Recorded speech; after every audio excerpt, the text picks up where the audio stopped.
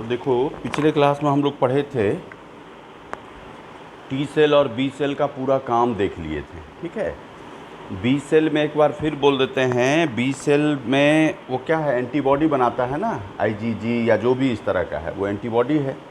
वो एंटीबॉडी किसी भी एंटीजन को एक पर्टिकुलर साइट पे पकड़ता है। जैसे मान लो ये पेन है, ये पेन में तुम देख रहे हो, देखो ये रेड मार्क है। ठीक है, ये रेड मार्क है, ये मान लो एंटीजन है, तो एंटीजन का मोस्ट एक्टिव साइट ये रेड मार्क है। इसको कहेंगे इपीटोप, ये रेड मार्क को इपीटोप कहेंगे। ठीक है, और उसको हमारा एंटीबॉडी का हाइपर वेरिएबल रीजन, देखो उंगली में ये वाला ग्रीन मार्क, इसको कहेंगे पाराटोप। ठीक है, तो ये पाराटोप एंटीजन के इपीटोप को ही पकड़ता है। ऐसा नहीं कि एंटीजन को यहाँ पकड़ेगा, यहाँ नहीं पकड़ेगा, इसी रेड वाले मार्क को पकड़ेगा। तो पारा मिलिट्री फोर्स यानी हम लोग के बॉडी का मिलिट्री फोर्स, ठीक है, उसमें पाराटोप है, वो इपीटोप को पकड़ेगा। ठीक है, तो T cell B cell clear हो गया था। नहीं क्लियर हुआ तो एक बार और वीडियो देखना, सब चीज़ उसमें दिया हुआ है। आरएनए 2 स्ट्रैंड पे क्यों नहीं बनेगा, ठीक है, पॉलीजोम किसको कहते हैं, इन्फॉर्मोजोम क्या है, ये सारा चीज़ क्लियर किए हुए हैं। एक बार ध्यान से देखना उसको। उसके बाद देखो हम लोग देखेंगे एपीसी, एंटीजन प्रेजेंटिंग सेल। कौन कौन सा सेल है जो एंटीजन को रिप्रेजेंट करता है, किसके अगेंस्ट हमारा बॉडी एंटीबॉडी बनाएगा। अब जैसे मान लो हम लोग चावल खा रहे हैं, तो चावल के अगेंस्ट एंटीबॉडी बनेगा, अगर ब्लड के कांटेक्ट में आया तो नहीं बनेगा। क्यों नहीं बनेगा, ये सब चीज़ मतलब किसके अगेंस्ट बनेगा। तो देखो एंटीजन प्रेजेंटिंग सेल में सबसे इंपॉर्टेंट या सबसे स्ट्रॉन्गेस्ट एंटीजेनिक सब्सटेंस होता है ग्लाइकोप्रोटीन। ठीक है, दूसरा है न्यूक्लिक एसिड, न्यूक्लिक एसिड जान ही रहे हो, डीएनए आरएनए। ठीक है, तीसरा है सीलिया फ्लैजिला।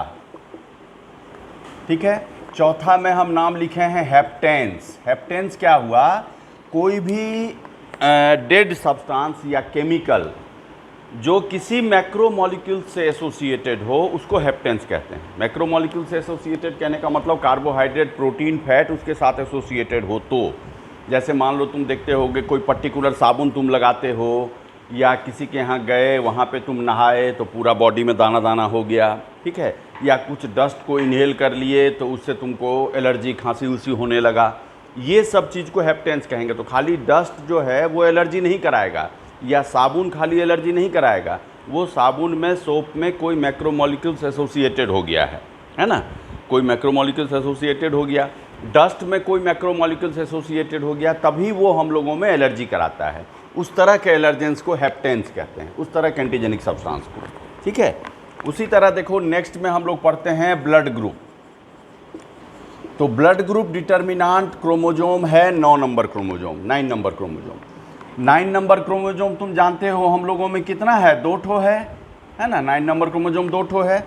इसी पे वो एंटीजेनिक सब्सटेंस होता है। तो तुम जानते हो ब्लड ग्रुप में कौन कौन ब्लड ग्रुप है, ए बी ओ, ये ब्लड ग्रुप है। अब देखो ए ब्लड ग्रुप जो है उस पे एंटीजन होता है नाग, नॉर्मल एसिटाइल गैलेक्टोजामीन, ग्लूकोजामीन नहीं, गैलेक्टोजामीन। बी में गैलेक्टोज होता है एंटीजन। ठीक है, ए बी में दोनों होगा, ओ में कोई नहीं होगा, जान ही रहे हो। ठीक है, उसी तरह RH ग्रुप अगर होगा तो यहाँ पे एंटीजेनिक सब्सटेंस है ग्लाइकोप्रोटीन।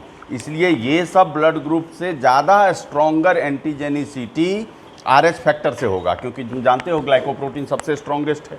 ठीक है, ब्लड ग्रुप वगैरह सब तुमको ध्यान में होगा ही। ब्लड ग्रुप में देखो तो ये सब पढ़े थे हम लोग पहले कि ये हो गया ए ब्लड ग्रुप, ये बी हो गया, ये ए बी हो गया, ये ओ हो गया। ए में सिंग निकला हुआ है, इसमें टोकरी बना हुआ है, ये सिंग टोकरी दोनों, और इसमें कुछ नहीं, टकला है।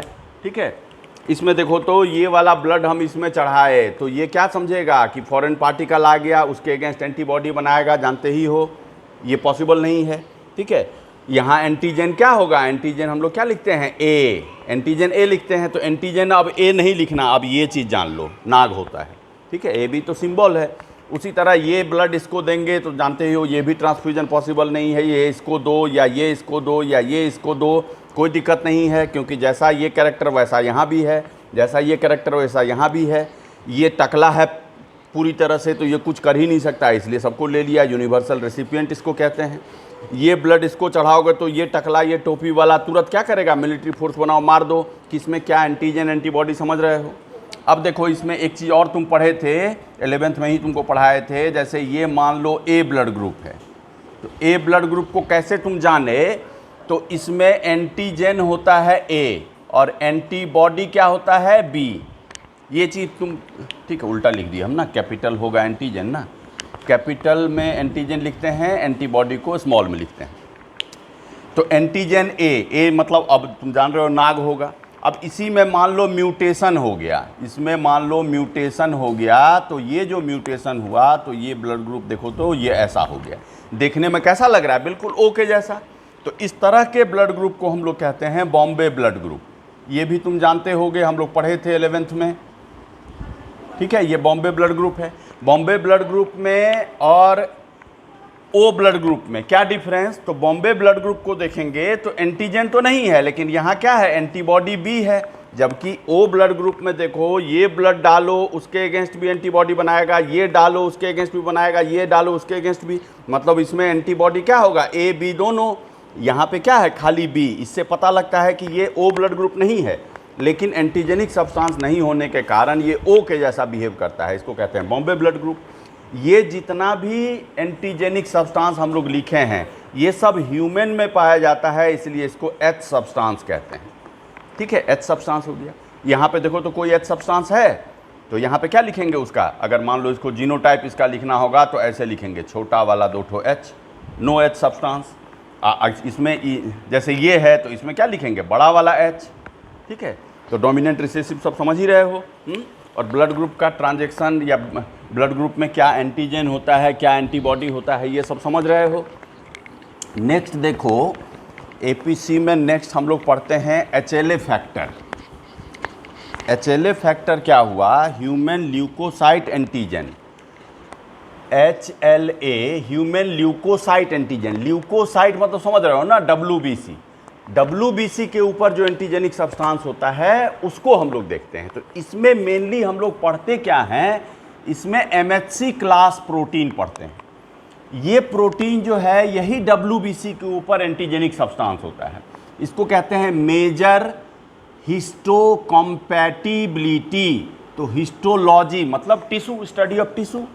कॉम्पेटिबल मतलब जो उसके बराबर हो, जैसे किसी का किडनी ले रहे हैं तो हमारे बॉडी का जो जीनोटाइप है किडनी का या ब्लड का, वो जीनोटाइप जिसका किडनी ले रहे हैं उससे कंपेटिबल है कि नहीं, मैच कर रहा है कि नहीं, इस चीज़ को रिकॉग्नाइज करते हैं HLA फैक्टर के हेल्प से। तो इसमें मेजर हिस्टोकम्पैटिबिलिटी कॉम्प्लेक्स का हम लोग स्टडी करते हैं। ये MHC जो है वो 3 क्लास है इसका, 1, 2, 3, MHC1, MHC2, MHC3। MHC1 में देखोगे यहाँ पे क्या है, किस तरह का रिसेप्टर है, किस तरह का इसमें रिसेप्टर है।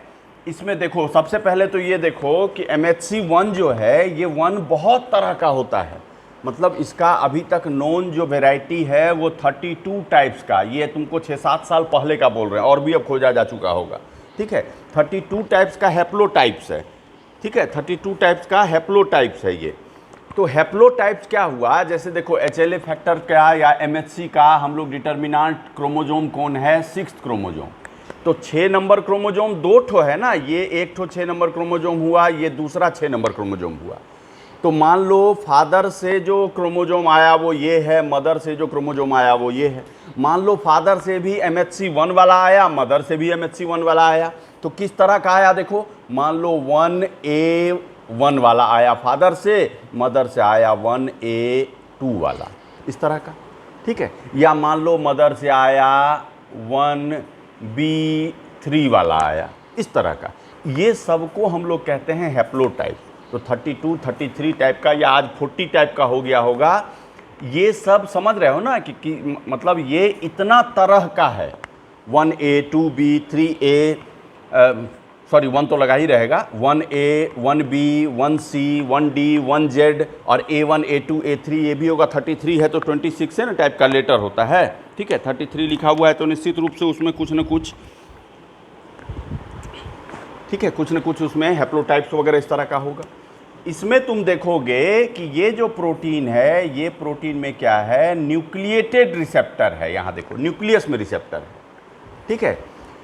तो देखो, तो ऐसा किडनी तुम किसी का लिए जिसमें MHC1 क्लास का प्रोटीन है, इस एंटीजन को रीड कौन करेगा? टी हेल्पर सेल की टी किलर सेल। तो टी हेल्पर के सरफेस पे रिसेप्टर था, यहाँ पे न्यूक्लियस में रिसेप्टर है, तो इसको रीड कौन करेगा? निश्चित रूप से इसको रीड करेगा किलर सेल, क्योंकि किलर सेल के ही न्यूक्लियस में रिसेप्टर था। न्यूक्लियस वाला रिसेप्टर ही क्या करेगा? सेल के मेम्ब्रेन को डिसॉल्व करेगा, तब अपने न्यूक्लियस के रिसेप्टर को इसमें सटाएगा, सटाने से उसको समझ में आएगा, ठीक है। तो इसमें देखो न्यूक्लिएटेड रिसेप्टर है, वो तो दिख ही रहा है। साथ ही साथ क्या हुआ कि इसको रिकॉग्नाइज्ड बाय कौन हो जाएगा? टी किलर, ठीक है। उसी तरह देखो, ये जो है ये 28 टाइप का इसका सब टाइप हैप्लोटाइप्स है, ठीक है। इसमें क्या होता है कि इसमें सरफेस रिसेप्टर है, तो रिकॉग्नाइज्ड बाय क्या हो जाएगा? T helper. उसी तरह यहाँ थर्ड क्लास का जो है ये ब्लड में पाया जाता है। ब्लड में जितना भी एंटीजेनिक सब्सटेंस होगा, जैसे कोई केमिकल हुआ, ये सब चीज़ को ये रिकॉग्नाइज करता है। कोई केमिकल, कोई टॉक्सिन तुम खा लिए तो उसको ये रिकॉग्नाइज करता है, मतलब ये सीरम में पाया जाता है, ठीक है। तो इस चीज़ को समझ रहे हो। अब जैसे देखो इस सब का यूज किस तरह का है, जैसे मान लो तुम्हारे बॉडी में जो किडनी है उसका टिश्यू टाइपिंग हम किए, वो टिश्यू टाइपिंग में किडनी में तुम्हारा इस तरह का जीन आया, मान लो इस तरह का जीन, ठीक है। तुमको 4 आदमी का किडनी अवेलेबल है तुम्हारे पास, वो किडनी का देखो टिश्यू टाइपिंग किया हुआ है इस तरह का 1A2 3B 1A1 2Z 1Z 2X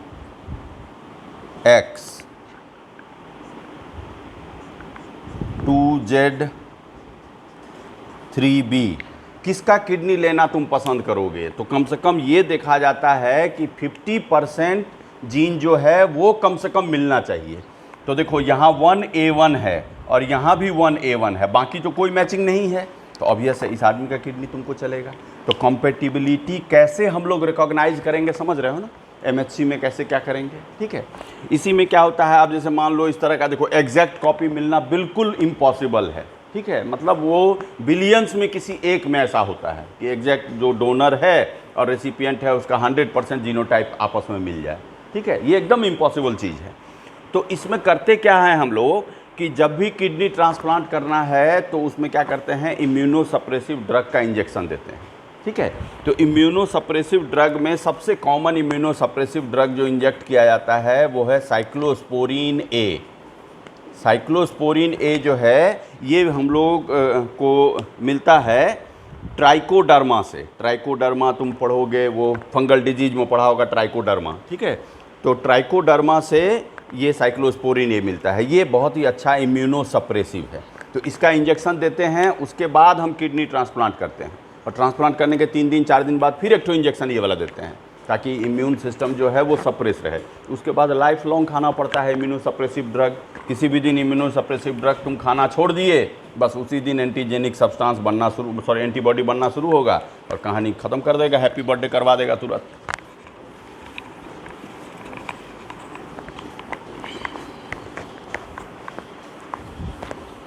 अब इसके बाद हम लोग इम्यून सिस्टम और कुछ नहीं था, वैक्सीनेशन था।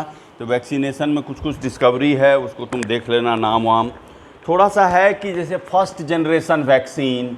तो फर्स्ट जनरेशन वैक्सीन में तुमको खाली ये ध्यान देना है कि ये वैक्सीन बनता कैसे है। तो या तो डेड पैथोजन को इंजेक्ट कर दो, या वीकेंड पैथोजन को, जो वीक है उसी को हम लोग एक और नाम देते हैं एटेनुएटेड, ये पैथोजन को इंजेक्ट कर दो। वीक कैसे हुआ, उसको कल्चर किए, उसको कल्चर करने में उसको फूड हम लोग हमेशा कम देना शुरू किए।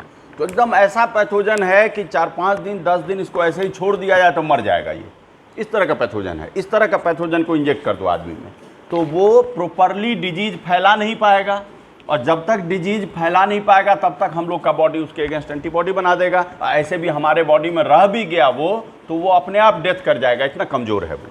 तीसरा तरीका है टॉक्सॉइड्स के हेल्प से। टॉक्सॉइड्स क्या होता है, देखो जैसे कोई बैक्टीरिया है तो बैक्टीरिया में देखते हो कि outer cell wall, inner cell wall या सेल वाल, सेल मेम्ब्रेन, समझ रहे हो। तो बाहर वाले एनवेलप से जो केमिकल निकलता है उसको कहते हैं एक्सोटॉक्सिन। एक्सोटॉक्सिन को तुम 5 साल भी रख दोगे तो इट हैज़ टॉक्सिसिटी। ये 5 साल बाद भी किसी आदमी में इंजेक्ट कर दोगे तो उसको बीमारी हो जाएगा, ठीक है। लेकिन देखो यहाँ से जो टॉक्सिन निकलता है इसको कहते हैं एंडोटॉक्सिन। एंडोटॉक्सिन को कुछ टाइम के लिए तुम ऐसे ही छोड़ दो तब उसको कहते हैं टॉक्सॉइड्स। ये टॉक्सॉइड्स में क्या हुआ, इट हैज़ एंटीजेनिसिटी, इसमें एंटीजेनिसिटी है बट हैज़ नो टॉक्सिसिटी, इसमें कोई डिजीज इससे नहीं हो सकता है। एंटीजेनिसिटी है इसमें लेकिन टॉक्सिसिटी इसमें नहीं है, ठीक है। तो इसको हम लोग वैक्सीन्स के रूप में यूज़ करते हैं। तो टॉक्सॉइड्स कहीं भी लिखा हुआ है तो उसका क्या मतलब है, समझ रहे हो, ठीक है।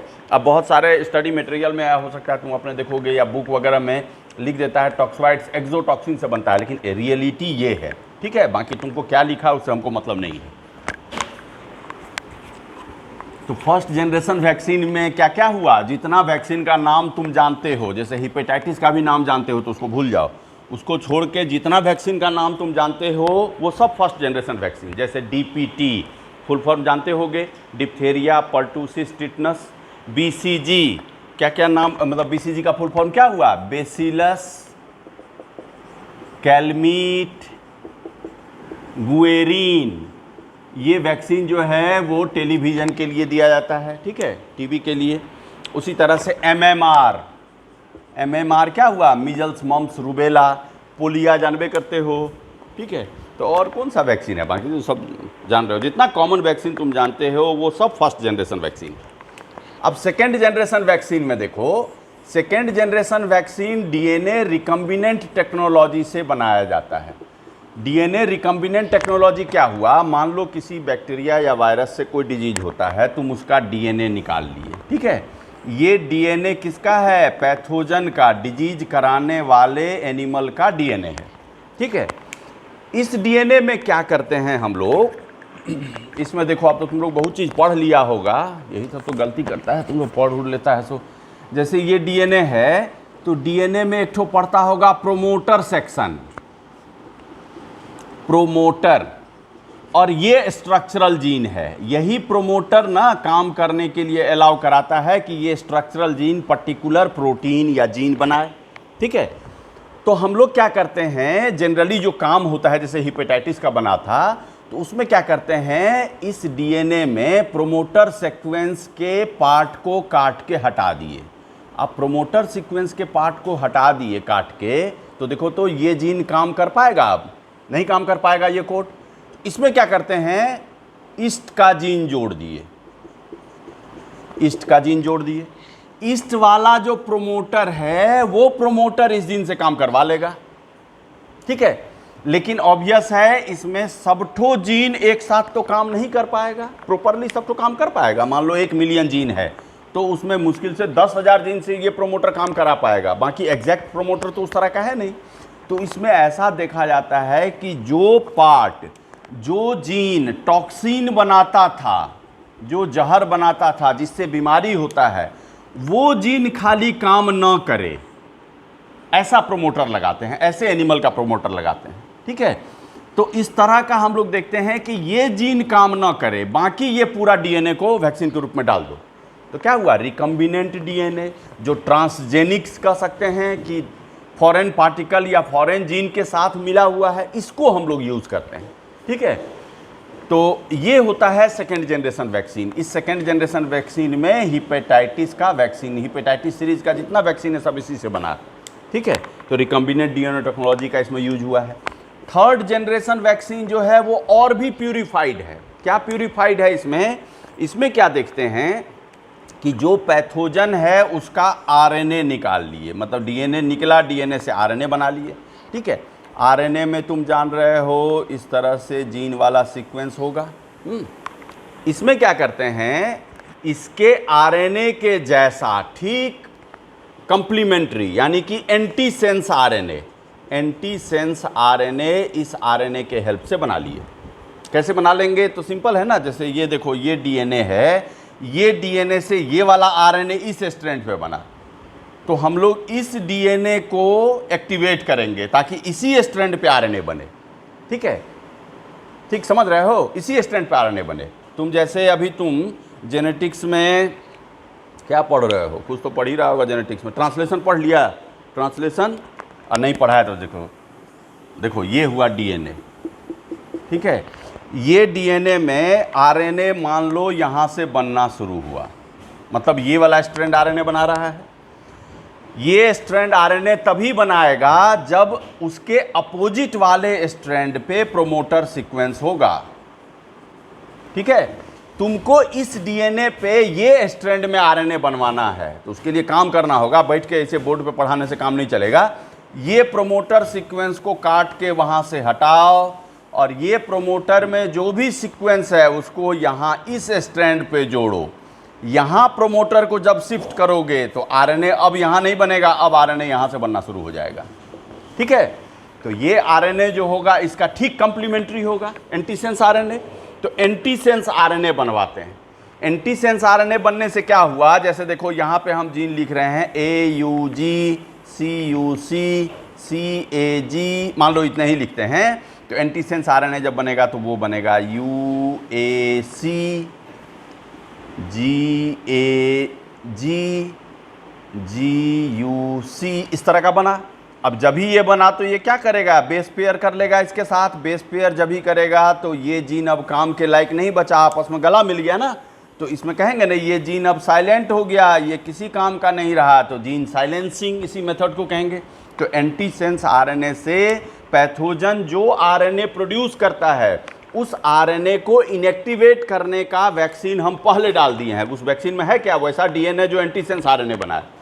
ठीक है, जब भी ऐसा आरएनए आएगा तो उसका ठीक अपोजिट एंटीसेंस आरएनए वहाँ आ जाएगा। ठीक है, तो इसमें जो भी वैक्सीन बनता है उस वैक्सीन में तुम देखोगे कि उसमें नाम लिखा रहेगा ऐसा, देखो ल्यूकेमिया टॉक्सिन वैक्सीन। उसमें हमेशा ये वर्ड यूज होगा, जहाँ ये वर्ड यूज नहीं है, जैसे तुम्हारे स्टडी मटेरियल में यूज नहीं है तो गलत है लिखा हुआ, टॉक्सिन वैक्सीन लिखना चाहिए। डिप्थेरिया टॉक्सिन वैक्सीन, क्योंकि टॉक्सिन के बेस पे ही हम लोग ये उसका आरएनए निकाल पाते हैं कि उल्टा आरएनए कैसे बनाएंगे। तो थर्ड जनरेशन वैक्सीन कैसे बनाए ये समझ रहे हो? अब आगे देखो, इम्यून सिस्टम में इतना ही है। थोड़ा सा कैंसर को हम लोग देख लेते हैं और एड्स को देख लेते हैं, अगर अभी कर पाए तो, नहीं तो फिर समझ ही रहे। अब देखो ट्यूमर, ट्यूमर मतलब क्या हुआ, uncontrolled cell division. Uncontrolled cell division दो तरह का, एक होता है बेनाइन ट्यूमर, एक होता है मैलिग्नेंट ट्यूमर। ठीक है, तो देखो मैलिग्नेंट ट्यूमर को पहचानने का क्या तरीका, इसमें unusual number of mitochondria, lysosome, centriole वगैरह वगैरह सब, मतलब अनयूजुअल नंबर होगा, क्रोमोसोम का नंबर कभी ज़्यादा कभी कम किसी सेल में, इस तरह का कांस्टेंट नहीं हुआ तो समझ जाओ कि वो ट्यूमर मैलिग्नेंट होने जा रहा है। और मैलिग्नेंट ट्यूमर का मतलब ही होता है कैंसर। ठीक है, अब देखो दूसरा कैरेक्टरिस्टिक क्या होता है, फास्ट डिवाइडिंग सेल है।